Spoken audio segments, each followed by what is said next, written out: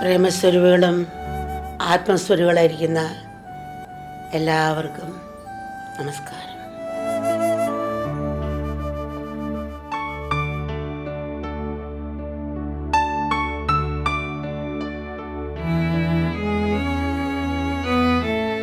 ശിവ എന്നാൽ മംഗളം, ഭാഗ്യം, ജ്ഞാനം, മുക്തി, ആനന്ദം, വേദം എന്നെല്ലാം അർത്ഥമുണ്ട്. ഏറ്റവും മംഗളകരമായ എന്താണ്? അത് ജ്ഞാനമാണ്, ആനന്ദമാണ്, ഈശ്വര സ്വരൂപമാണ്. അതിലേക്ക് ഉണരാനുള്ള ആഹ്വാനമാണ് ശിവരാത്രി. ശിവൻ്റെ വേഷം, അലങ്കാരങ്ങളും ലീലകളും എല്ലാം തന്നെ നമ്മളെ മായാമോഹത്തിൽ നിന്ന് ഉണർത്താൻ വേണ്ടിയുള്ളതാണ്. ശിവൻ അണിഞ്ഞിരിക്കുന്നതെല്ലാം നമ്മളെ ഓരോ തത്വങ്ങളെ സൂചിപ്പിക്കുന്നതാണ്. നമ്മുടെ ജീവിതത്തിലെ ഓരോ സന്ദേശത്തെ സൂചിപ്പിക്കുന്നതാണ്. ഭഗവാൻ ധരിച്ചിരിക്കുന്നത് അവിടത്തേക്ക് ഏറ്റവും ഇഷ്ടമുള്ള ചുള്ള ഭസ്മമാണ്. ആ ഭസ്മം ദേഹമാസാലും പൂശിയിരിക്കുന്നുണ്ട്. ഭസ്മം ഒരേ സമയം തന്നെ ശരീരത്തിൻ്റെ നശ്വരതയും ആത്മാവിൻ്റെ അനശ്വരതയും നമ്മെ സൂചിപ്പിക്കുന്നു. എല്ലാ ജീവികൾക്കും സ്വന്തം ശരീരം ഏറ്റവും പ്രിയപ്പെട്ടതാണ്. അതിനെ സംരക്ഷിക്കാൻ അവർ ജീവിതകാലം കഷ്ടപ്പെട്ടു പണിയെടുക്കുന്നുണ്ട്. എന്നാൽ ഏത് ശരീരവും നശ്വരമാണ്. ഇന്നല്ലെങ്കിൽ നാളെ മരണം സംഭവിക്കും.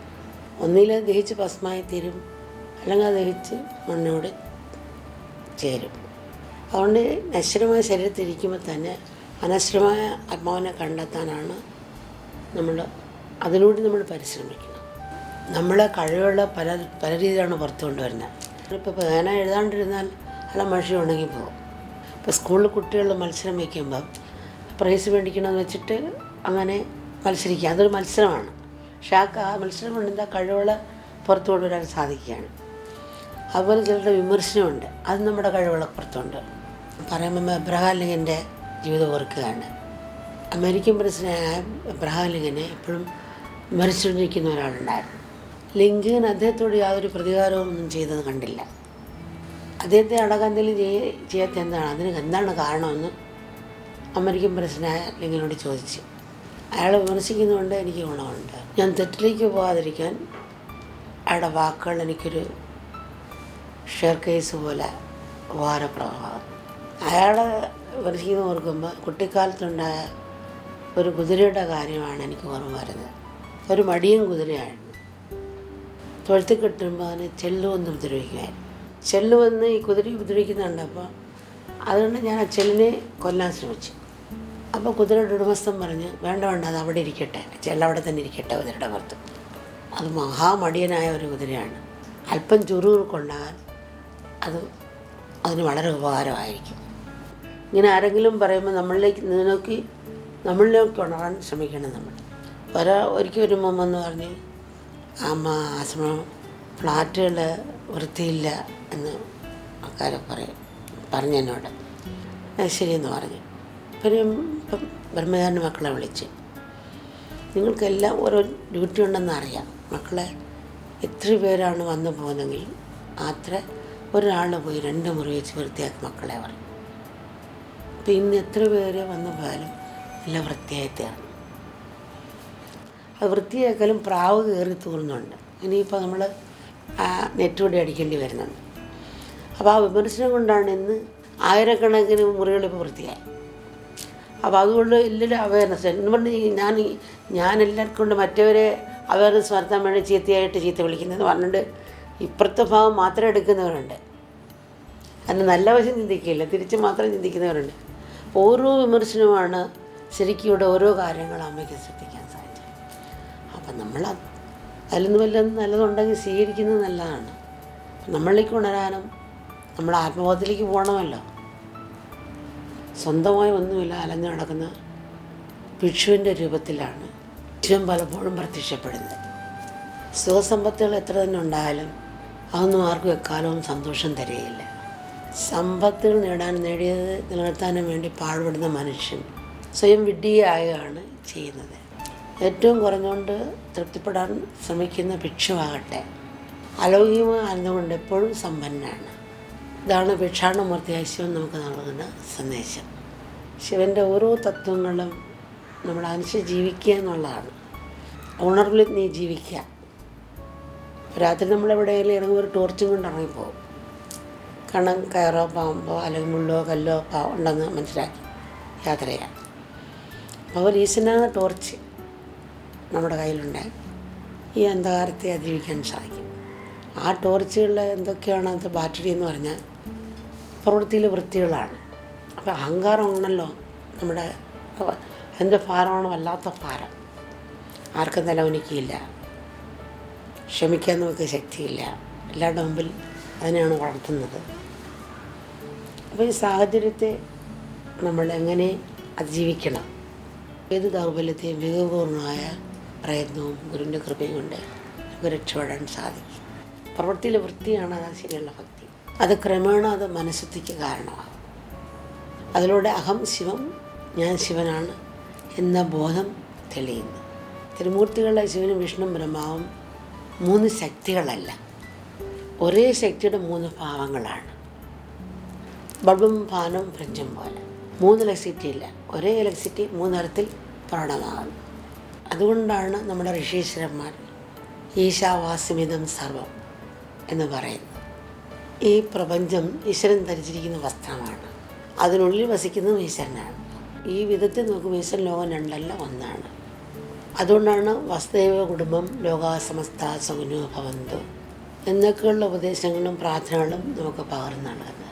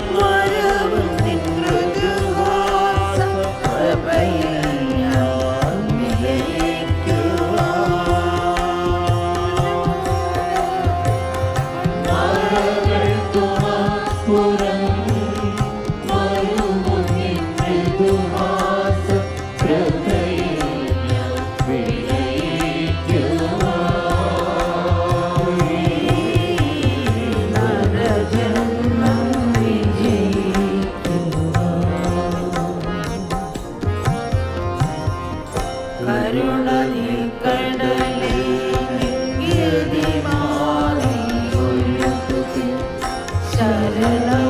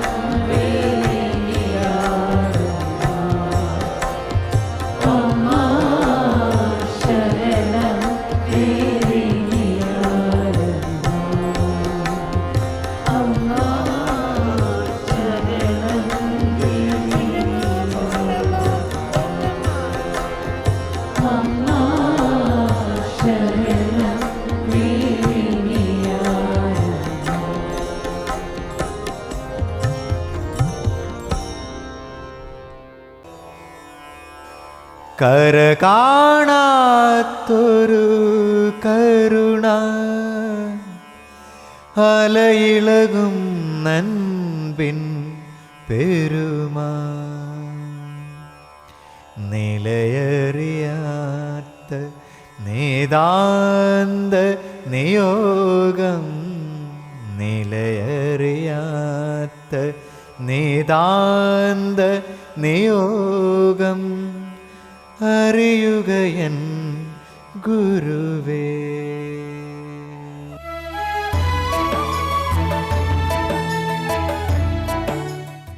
My third visit to Kuwait, to the Middle East, Kuwait, was in 1998.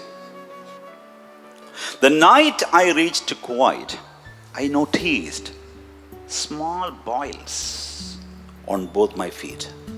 Small boils. Ignoring that, I visited several houses as scheduled. After the evening program at the Indian Embassy, there were a couple more house visits. When I returned to the apartment where I was staying, the flat where I was staying, my feet had many more boils. My entire body looked as if it was strewn with particles of sand. The symptoms increased day by day. My feet and both legs were swollen.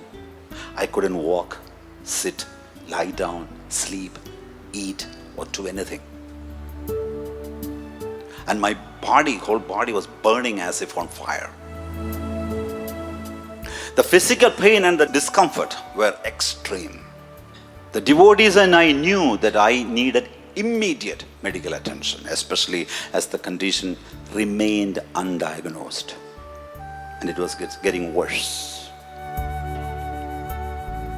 Though sad, the devotees persuaded me to cancel the programs. Finally, I decided to cancel the rest of the programs and return.